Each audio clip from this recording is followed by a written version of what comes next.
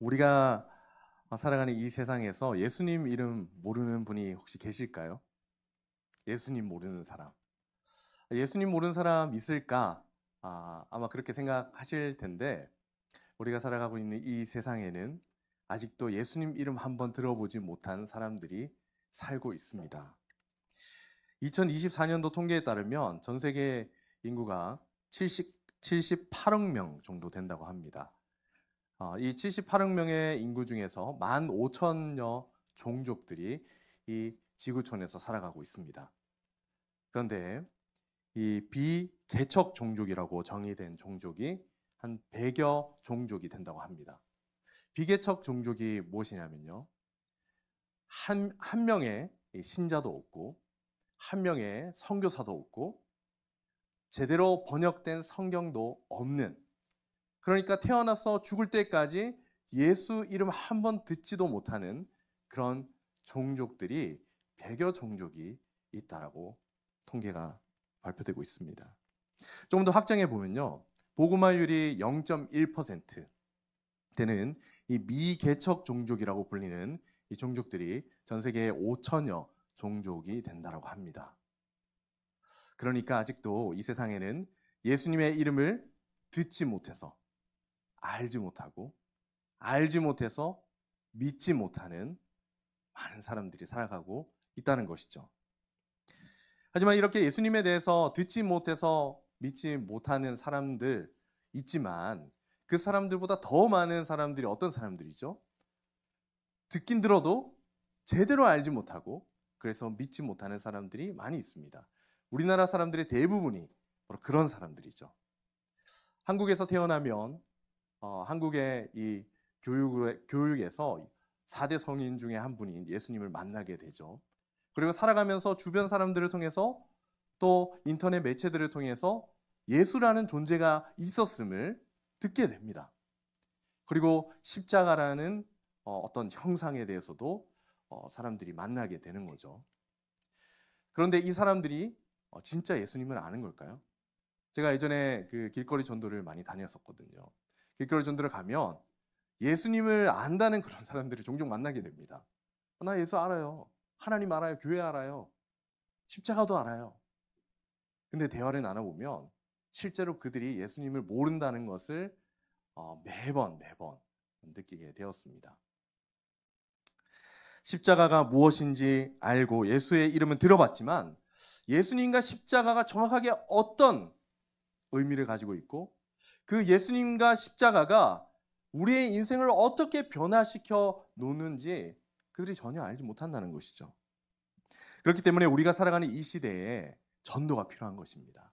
예수님을 듣지 못한 사람에게 예수님을 들려주고 예수님을 제대로 알지 못하는 사람들에게 예수님을 알려주는 이 복음을 전하는 전도가 우리의 삶에 너무나도 필요하다는 것이죠. 예수님에 대해 오해하고 있는 사람들이 많이 있습니다. 헛된 상상을 하면서 예수님을 아는 사람들, 무지해서 예수님을 제대로 알지 못하는 사람들이 많이 있습니다. 그들에게 복음이 필요한 것이죠. 오늘 그런 의미에서 요한복음이 참 우리에게 도움이 되는 성경이라고 할 수가 있습니다.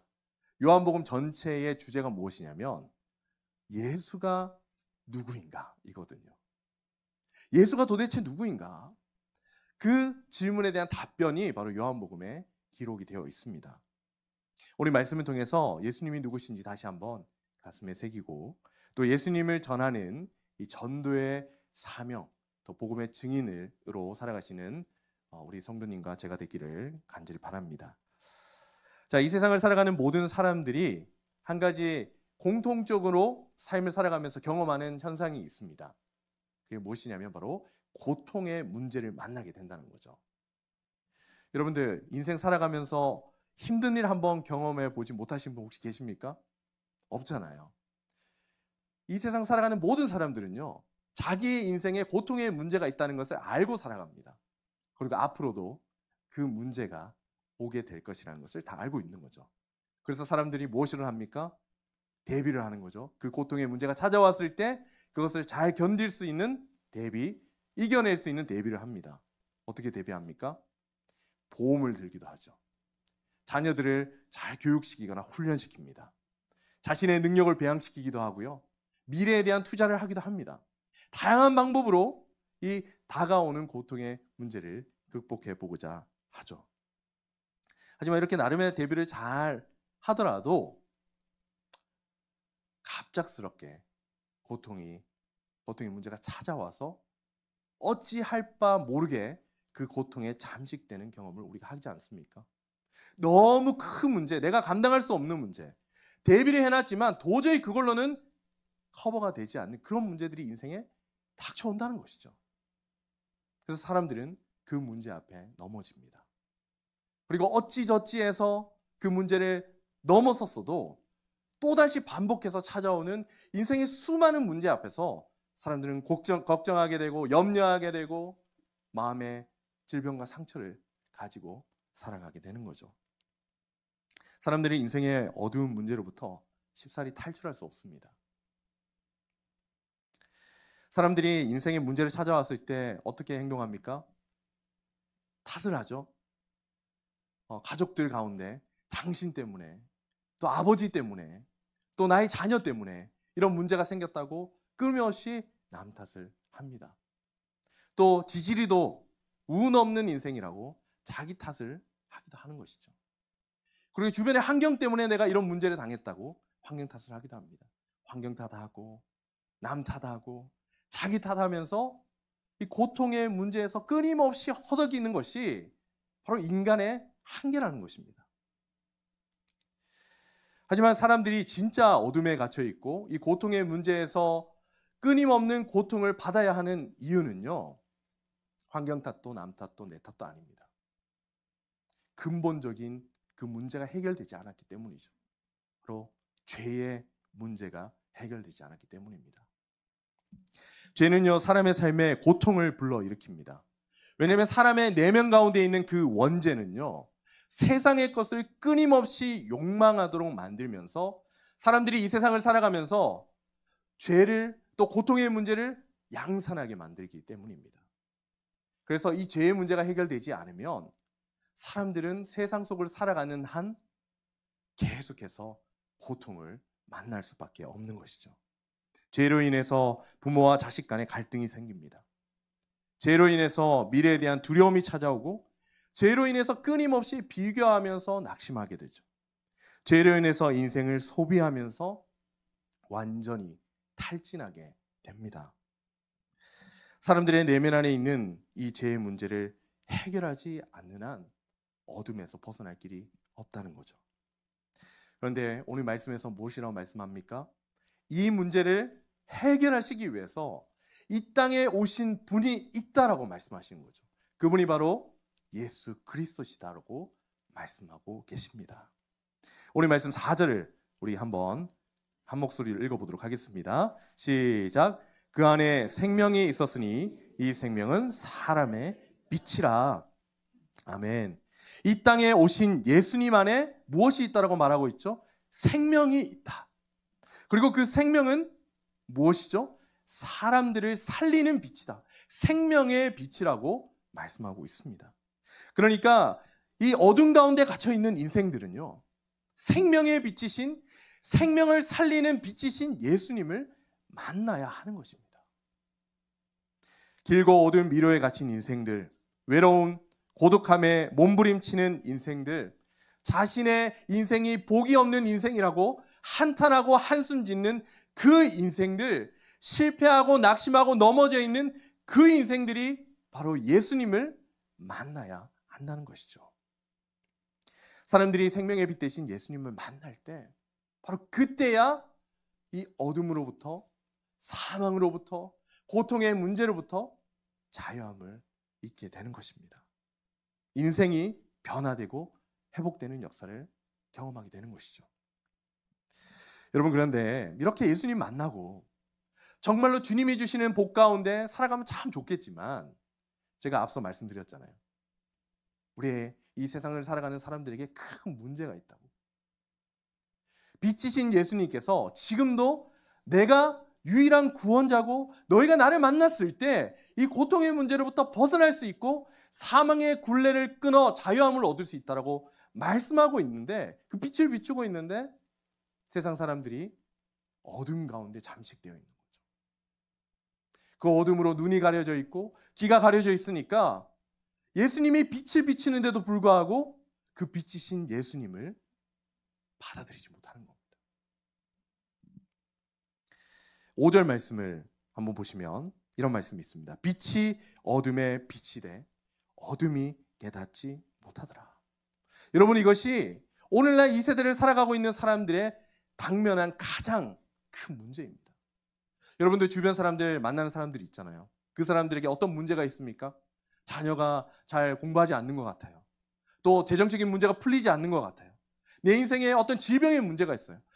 그런 것들도 그들에게 있어서 큰 문제이지만 보다 해결돼야 하는 근본적인 문제가 무엇이냐면 바로 예수님을 만나야 하는 것. 예수님을 받아들이지 못하는 그 문제가 그들의 인생의 가장 큰 문제라는 것을 우리는 알아야 된다는 겁니다. 성도님들, 혹시 잠을 자고 있을 때 누가 방에 탁 들어와서 불을 탁 킨 적이 있습니까? 그때 어떤 느낌이 들죠?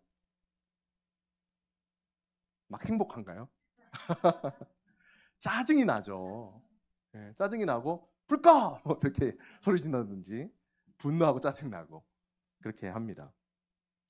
어둠에 물들어 있는 육신은요, 갑작스러운 빛을 거부하게 됩니다.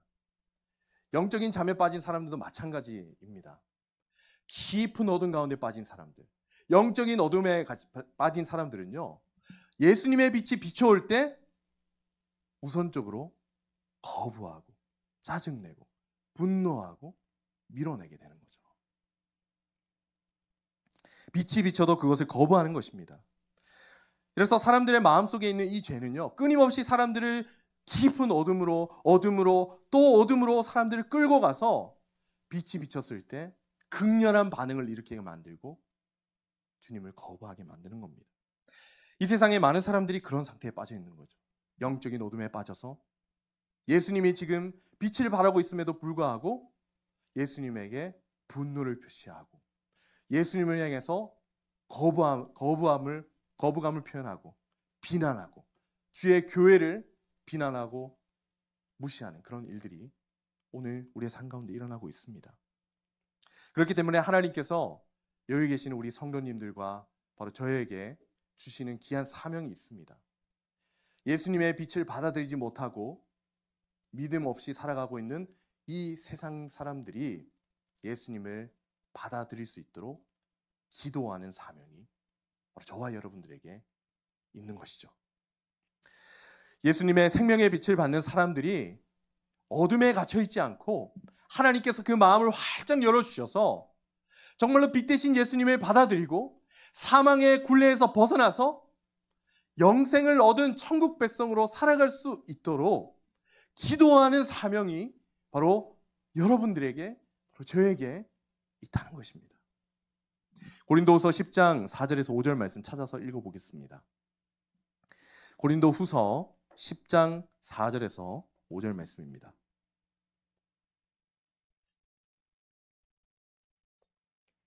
고린도후서 10장 4절에서 5절 말씀 한 목소리로 읽어보겠습니다. 시작. 우리의 싸우는 무기는 육신에 속한 것이 아니요 오직 어떠한 견고한 진도 무너뜨리는 하나님의 능력이라. 모든 이론을 무너뜨리며 하나님을 아는 것을 대적하여 높아진 것을 다 무너뜨리고 모든 생각을 사로잡아 그리스도에게 복종하게 합니다. 라고 말씀합니다. 여러분, 기도는요, 어떠한 견고한 진도 무너뜨리는 하나님의 능력인 줄 믿습니다. 우리가 기도할 때 그 사람들을 붙잡고 있는 사탄의 영이 물러가고 그 사람의 굳어진 마음이 열려지는 역사가 일어나게 되는 것이죠. 하나님께서 그 사람의 마음을 열어주시는 것입니다. 그래서 우리가 간절히 그 한 영혼을 위해서 기도해야 하는 겁니다. 여러분, 여러분들의 마음에 품은 VIP가 있을 거라고 생각합니다. 그들을 위해서 기도해야 합니다. 그리고 우리 한숨교회에 나와서 예배를 참여하지만 여전히 마음에 예수님을 주인으로 구원자로 받아들이지 못하는 그 영혼들을 위해서 여러분들 누가 기도해야 할까요? 우리가 기도해야 하는 거죠. 이 학교를 위해서, 우리의 가족의 친척들과 가족들을 위해서, 이 지역사회의 주민들을 위해서, 이 나라와 열방을 위해서, 여전히 예수님을 알지 못해서 믿지 못하는 그 영혼을 위해서 하나님 저들의 마음을 열어주셔서 예수님을 구원자로 받아들일 수 있도록, 사망의 굴레에서 벗어나서 영생의 기쁨으로 나아갈 수 있도록 그들의 마음을 움직여 주시고 열어 주시옵소서라는 그 간절한 기도가 바로 우리에게 있어야 하는 줄 믿습니다. 우리 모두가 지체들의 구원을 위해서 기도하는 그런 하나님의 자녀가 되기를 원합니다. 합심하여 가정의 구원을 위해서 기도하기 바랍니다. 자녀 세대의 믿음을 위해서 기도하기 바랍니다. 이 세대의 구원을 위해서 기도하는 역사가 우리 한순교회에 일어나기를 간절히 바랍니다. 하나님께서 여러분들의 기도를 받으시고 사람들의 마음을 여시고 그들을 구원의 길로 인도하실 줄 믿습니다. 그런 역사가 우리 가운데 일어나기를 간절히 바랍니다. 제가 최근 이 부부싸움에 대한 설문조사를 본 적이 있는데요. 참 재밌다는 생각을 했습니다. 한국인의 2030 부부들이 한 달에 몇 번을 싸우게 될까요? 여기 계신 분들 중에 나는 신혼부부 때는 한 번도 싸우지 않았어, 뭐 이런 분도 계실 수 있겠지만 2030 부부들 중에 부부들이 한 달 동안 평균적으로 한 번, 그렇게 적나 뭐 이렇게 생각할 수 있는데 한 번 정도 싸운다고 합니다. 네. 그런데 이들에게 질문을 했습니다. 부부싸움의 원인 제공자가 누구냐? 남편에게 물었습니다. 남편이 어떻게 대답했을까요? 남편은 바로 자기 자신이라고 얘기를 했습니다. 네. 남편이 원인 제공했다. 그렇다면 아내들에게 질문을 했을 때 아내들은 어떻게 답변했을까요?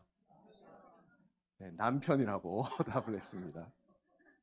부부싸움의 그 원인 제공자가 남편이라는 것이죠. 그리고 부부싸움 후에 이 화해의 주도자가 누구냐고 그렇게 질문을 했는데 어디가 남편과 아내 누가 높게 나왔을까요? 남편이 63%가 나왔습니다. 네, 좋아하실 게 아닙니다. 남편이 그냥 난 미안하다, 이 분위기를 해결하기 위해서 그렇게 얘기했을 수도 있고요. 여튼 남편들이 먼저 미안하다고 이렇게 많이 얘기를 한다고 합니다.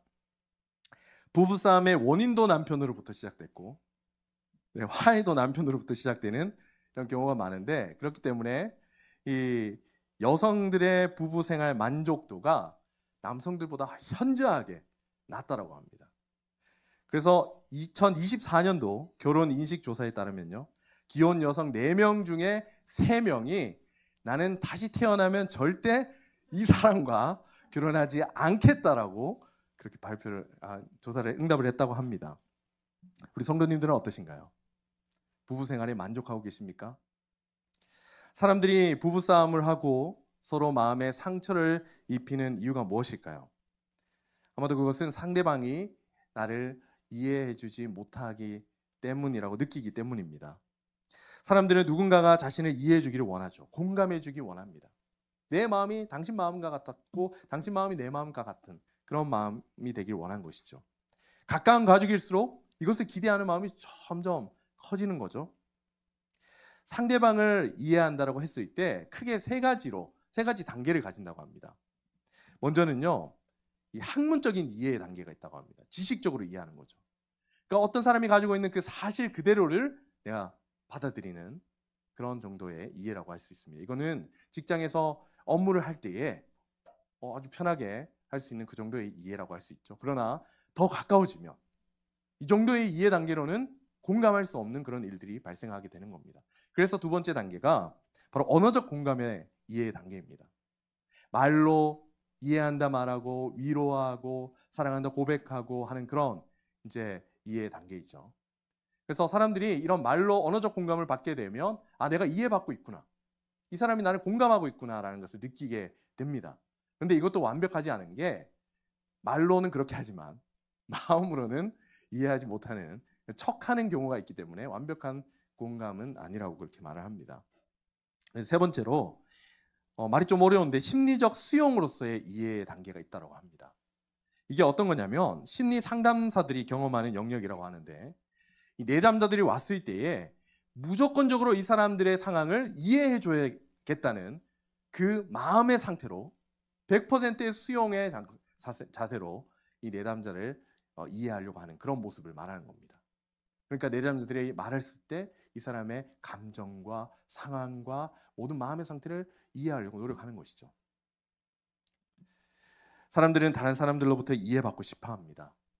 하지만 마지막 세 번째 단계는커녕 이 언어적인 공감도 제대로 받지 못하고 살아가는 사람들이 이 세상 사람 아니겠습니까? 그래서 부부간에 싸우고 갈등하고 또 교회 안에서도 그렇고요. 여러분들의 삶은 어떻습니까? 최근에 공감받아 본 적이 언제이십니까? 그런데 사람들이 정해놓은 이러한 세 가지 단계를 훌쩍 뛰어넘어서 우리의 인생을 이해하고자 또 공감하고자 우리의 아픔을 본인 또한 느끼고자 이 땅에 오신 분이 계시죠. 바로 예수님입니다. 14절 말씀 우리 한번 읽어보도록 하겠습니다. 14절입니다. 시작. 말씀이 육신이 되어 우리 가운데 거하심에 우리가 그의 영광을 보니 아버지의 독생자의 영광이요 은혜와 진리가 충만하더라. 아멘. 예수님께서는 사람들을 사랑하셔서 여러분들을 사랑하셔서 사람이 되셨습니다. 여러분들과 공감하고 이해하고 여러분들의 아픔을 자신 또한 느끼기 위해 하늘 보좌를 버리시고 이 땅에 오신 분이 바로 예수님이십니다. 사람들은 타인을 위해서 위로의 말을 던지기도 어려워하지만 예수님은 우리를 위로하시기 위해 인생을 거셨고 고통의 늪에서 건지시기 위해서 생명을 던지셨습니다. 그래서 공감받기 원하고 이해받기 원하는 이 세상 사람들에게 있어서 누가 필요한 것이죠? 바로 예수님이 필요한 것입니다. 우리를 전적으로 이해하시고 우리를 위해서 이 땅에 오신 예수님을 그들은 만나야 하는 것이죠. 예수님을 만날 때 사람들은 죄로부터의 자유함을 경험할 뿐만이 아니라 세상을 살면서 상처 있고 지친 마음, 공허하고 실패한 그 마음들이 위로받고 회복받고 기쁨으로 나아가는 그 인생의 변화의 역사를 경험하게 되는 겁니다. 예수님이 끊임없이 세상을 향해서 말씀하고 계시죠. 수고하고 무거운 짐진 자들아 다 내게로 오라. 내가 너희로 평강을 누리게 하고 쉬게 하고 내 안에 기쁨을 누릴 수 있도록 인도해 주겠다라고 끊임없이 말씀하고 계십니다. 예수님을 만났을 때 예수님을 만날 때 평안을 누리게 되고 예수님을 만날 때 기쁨을 누리게 되는 겁니다. 이전에 제가 한 토론 프로그램을 보게 됐는데 이 주제가 기독교에 관련된 것이었습니다. 그 토론에 한 패널이 나와서 한 말이 기억에 남습니다. 그 패널이 이렇게 얘기했습니다. 기독교 사람들은 왜 인간인 예수를 믿는 건가요? 이해가 되지 않습니다. 여러분들 세상 사람들은 예수님께서 왜 하늘 보좌를 버리고 성육신 하셨는지 전혀 이해하지 못합니다. 예수님이 왜 희생하셔야 했는지, 예수님이 왜 십자가를 지셔야 하는지 그 이유를 알지 못합니다. 그렇기 때문에 우리에게 사명이 있는 거죠. 우리가 그 사실을 알고 예수님을 믿고 살아가는 우리가 예수님이 왜 이 땅에 오셔야만 했는지, 예수님이 왜 보혈을 흘리시고 십자가에 희생하셔야 했는지 그 사실을 사람들에게 알려주어야 하는 겁니다. 바로 당신을 구원하기 위해서. 삶 가운데 지쳐있는 당신을, 삶 가운데 매번 실패하고 넘어져 있는 당신을 구원하기 위해서, 당신에게 영원한 기쁨과 영원한 평안과 영생을 주기 위해서 이 땅에 오신 분이 예수님이라고 우리가 알려주어야 하는 겁니다. 하나님께서 우리에게 그 귀한 사명을 감당하기 위해서 좋은 처소를 주셨죠. 뭘까요? 목장을 주셨습니다. 목장. 목장이 바로 그런 전도의 전초 기지가 되는 겁니다. 여러분, 지인들에게 목장을 한번 소개해 보셨으면 좋겠습니다. 그리고 목장으로 지인들 한번 가볍게 한번 초대해 보셨으면 좋겠습니다. 초대해서 같이 밥을 먹고 대화를 나누면서 교제해 가시면서 우리가 무엇을 말해 줘야 되는 것이죠? 예수님께서 왜 이 땅에 오셨는지, 예수님께서 왜 이 땅에서 그런 삶을 살아가셨는지, 예수님을 만나면 어떻게 인생이 변화되는지, 예수님 안에 어떤 기쁨과 평강을 누릴 수 있고 우리에게 최종적으로 무엇이 기다리고 있는지를 알려주는 일들이 목장에서 일어났으면 좋겠습니다. 저는 꿈을 꿉니다. 이 목장 안에서 구원의 역사가 일어나는 꿈을 꿉니다. 여러분들도 이런 꿈을 가졌으면 좋겠습니다. 믿지 않은 영혼들이 목장으로 들어와서 여러분들을 통해서 예수님을 만나고 인생의 변화를 경험하고 삶을 어렵게 만드는 그 고통의 굴레로부터 자유함을 입고 기쁨과 찬양으로 주님께 고백하는 역사가 우리 목장에 일어나기를 간절히 바랍니다. 여러분들을 통하여서 많은 사람들이 예수님의 위로와 사랑을 누리기를 간절히 바랍니다. 자, 얼마 전까지 이 Say No의 가르침이라는 책이 베스트셀러로 이렇게 올라왔던 적이 있습니다. 혹시 읽어보신 분 계십니까? 네, 한 분. 네. 네, 성경만 열심히 읽으셔가지고.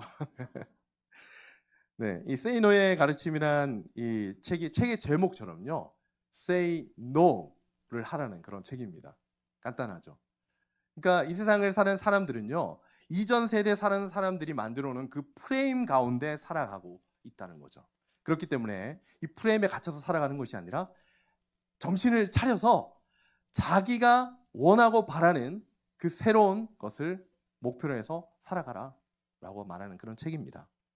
많은 사람들이 이 책을 읽으면서 공감했던 이유는요, 이 책의 삶의 처세술이 다양하게 기록되어 있었기 때문이기도 했지만요, 사람들의 내면 가운데 있는 이 욕심, 이 욕망을 자극했기 때문입니다. 그 욕망이 무엇이냐면 변화하고 싶어하는 욕망, 그걸 걷는 거죠. 사람들은 더 나은 삶으로, 더 부유한 삶으로, 더 행복한 삶으로 변화하고 싶어하는 욕심과 욕망을 가지고 살아갑니다. 지지리도 못 사는 사람들, 지지리도 가난한 사람들에게만 있는 게 아니죠. 아주 부유한 사람들도 더 부유해지기 원하고, 더 풍성해지기 원하고, 더 행복해지기 원하는 삶을 추구합니다. 인간의 본성이죠. 그래서 사람들은 이 삶의 변화를 위해서요, 여러 가지 노력을 합니다. 세이노의 가르침을 읽는다든지 자기 개발서를 막 찾아보고, 그리고 투자를 하기도 하고요, 주변 사람들의 조언을 듣기도 하고, 개인적인 경험도 쌓기도 합니다. 어떤 사람은 힘든 삶으로 자기 자신을 던져서 자기 자신을 막 연단해 보기도 합니다. 하지만 사람의 노력은 인생을 참 행복으로 이끌 수는 없습니다. 한평생 살다가 잠시 잠깐의 기쁨을 누릴 수 있게 해 줄지는 몰라도 영원한 기쁨과 행복은 얻을 수가 없습니다. 성경은 행복을 찾아서 헤매고 있는 이 세상 사람들에게 분명하게 말하고 있습니다. 행복은 세상 가운데 있는 것이 아니라 예수님에게 있다라고 말씀하십니다. 오늘 말씀 12절을 함께 좀 읽어봤으면 좋겠습니다. 12절 말씀입니다. 시작. 영접하는 자, 곧 그 이름을 믿는 자들에게는 하나님의 자녀가 되는 권세를 주셨으니. 아멘. 예수님께 행복이 있는 이유가 바로 여기에 기록되어 있습니다. 예수님께 왜 행복이 있을까요? 예수님을 믿을 때 하나님의 자녀가 되기 때문입니다. 여러분들, 하나님의 자녀가 된다는 것은 어떤 의미죠? 하나님과 친밀한 교제를 나누는 영적인 가족이 된다는 것을 의미하고, 하나님이 소유한 것을 나 또한 누린다는 것을 의미합니다. 이 세상의 주인이신 그 하나님, 위대하시고 전지전능하신 그 하나님이 나와 개인적으로 친밀하게 교제하며 내 인생을 보호하시고 지혜를 주시고 인생길을 인도하는 그 놀라운 복을 누리게 된다는 것을 의미한다는 것이죠. 그래서 성경은 하나님의 자녀가 된 인생, 하나님과 동행하는 인생이 가장 복된 인생이고 행복한 인생입니다라고 고백하고 있습니다. 우리가 그걸 찾아봤으면 좋겠습니다. 신명기 33장 29절 말씀입니다. 신명기 33장 29절 말씀.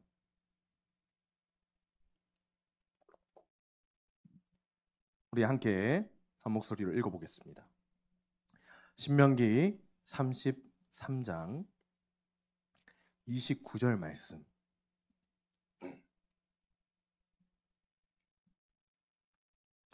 한 목소리를 읽어보겠습니다. 시작. 이스라엘이여, 너는 행복한 사람이로다. 여호와의 구원을 너같이 얻은 백성이 누구냐? 그는 너를 돕는 방패시요 내 영광의 칼이시로다. 내 대적이 내게 복종하리니 내가 그들의 높은 곳을 밟으리로다. 아멘. 구원의 은혜를 입어서 하나님과 동행하는 인생, 하나님의 자녀가 되어서 주님의 보호하심을 입고 인도하심을 입고 주님 안에서 승리함을 누리며 살아가는 바로 그 인생이야말로 행복한 인생이라고 성경이 고백하고 있는 겁니다. 그렇기 때문에 행복을 찾아서 돌아다니고 있는 이 세상 사람들이 누굴 만나야 되는 거죠? 예수님을 만나야 되는 겁니다. 예수님을 만나서 하나님의 자녀가 되고 하나님의 보호하심과 인도하심과 은혜를 누려야 합니다. 주님께서 주시는 영생을 가질 때 바로 참 행복을 누릴 수가 있는 것이죠. 하지만 세상 사람들이 왜 이런 행복으로 인도하는 이 빛 대신 예수님을 만나려 하지 않을까요? 예수님을 통해서 행복한 삶을 누릴 수 있다는 것을 확신하지 못하기 때문입니다. 그렇기 때문에 먼저 예수님을 믿고 구원의 은혜를 받아서 행복한 삶을 누리고 있는 우리들이 예수님을 전해야 하는 것이죠. 바로 생명의 빛 예수님을 만난 인생이 얼마나 행복한 인생인지, 얼마나 기쁨으로 가득 찬 인생인지 우리의 삶으로 그들에게 보여주어야 하는 겁니다. 세상 사람들이 참 행복에 비친 예수님께 나오지 못하는 이유가 바로 여기에 있는 거죠. 우리의 삶에 행복하지 않기 때문입니다. 우리의 삶에 기쁨이 없기 때문이죠. 여러분들, 우리가 정말로 주님 안에서 날마다 행복하다면, 주님의 그 보호하심과 인도하심을 날마다 누리면서 기쁨을 참지 못하고 고난과 어려움이 우리 주변에 산적해 있지만 우리의 얼굴에 미소가 끊이지 않는다면 세상 사람들은요, 여러분들을 보면서 행복을 구하게 될 겁니다. 행복이신 예수님께 나오게 될 겁니다.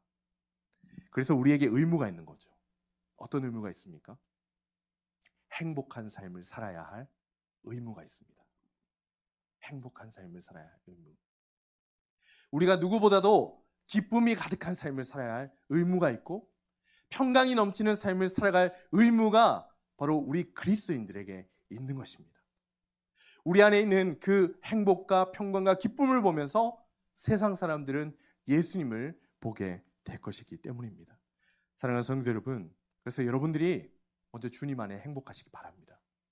주님 안에 기쁨을 회복하시기 바랍니다. 평강의 하나님을 날마다 누려나가시기 바랍니다. 여러분들, 그러기 위해서 우리가 어떻게 해야 됩니까? 주님과의 관계에 친밀함을 누려야 되는 것이죠. 여러분들, 주님과 만나는 시간을 누려나가셨으면 좋겠습니다. 예배, 주일날 나오는 예배로 부족합니다. 매일매일 삶의 예배로 주님 앞에 나아가시기 바랍니다. 기도하고 주의 말씀을 묵상하고 주의 말씀을 암송하고 함께 주님과 동행하는 삶을 여러분들 살아갈 때 하나님께서 여러분들의 인생을 붙잡아 주시고 행복한 삶으로 인도해 가실 줄 믿습니다. 그래서 여러분들을 통하여서 행복의 빛이 뿜어져 나와서 주변 사람들이 주님 앞에 나오는 역사가 있기를 바랍니다. 오늘 우리는 이 땅에 오신 예수님을 생각해 보았습니다. 여러분들, 예수님은 언제 오셨죠? 2000년 전에 오셨습니다. 그런데 여전히 이 세상에는 예수님을 듣지 못해서, 알지 못해서 믿지 못하는 사람들이 있고요. 알지 못해서 믿지 못하는 사람들이 있습니다. 이 순간에도 예수님을 알지 못해서 단순히 예수님만 믿으면 죄사함을 받고 영생함에 이르러서 천국 백성이 되는데 이 단순한 진리를 알지 못해서 살아가는 많은 사람들이 있습니다. 누가 그들에게 복음을 전해야 할까요? 바로 우리입니다.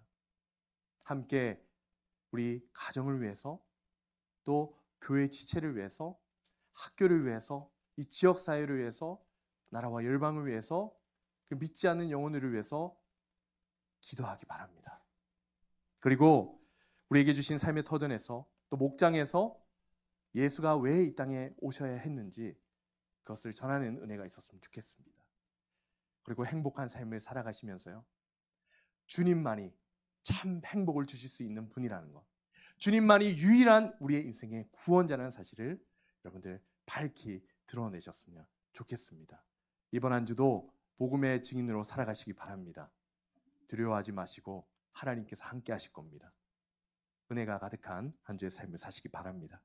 우리 이 시간 함께 좀 기도했으면 좋겠습니다. 우리 이 시간 기도하실 때 우리 가슴에 손을 얹고 한번 좀 기도했으면 좋겠습니다. 가슴에 손을 얹으시고, 이 자리에 예수님을 아직 구원자로 인생의 주인으로 받아들이지 못하신 분들이 있다면 이렇게 한번 기도해 봤으면 좋겠습니다. 주님, 저는 죄인입니다. 저를 용서하시고 저를 받아주시옵소서. 예수님을 인생의 구원자로 믿고 천국 백성이 되는 은혜를 달라고 한번 그렇게 기도해 봤으면 좋겠습니다.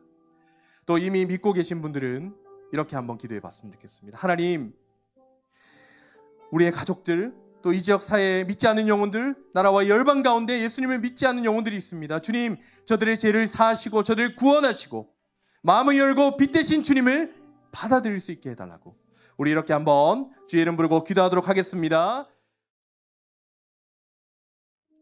사랑의 하나님 아버지, 이 시간 간절히 기도합니다.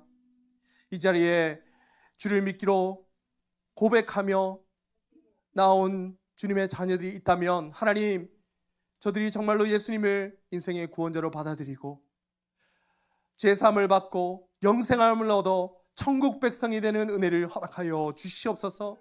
인생의 변화를 경험하면서 주님을 날마다 찬양하며 주님을 기뻐하며 살아가는 인생들이 될 수 있도록 은혜를 베풀어 주시옵소서. 하나님, 우리 가족 가운데 아직 믿지 않은 영혼들이 있습니다.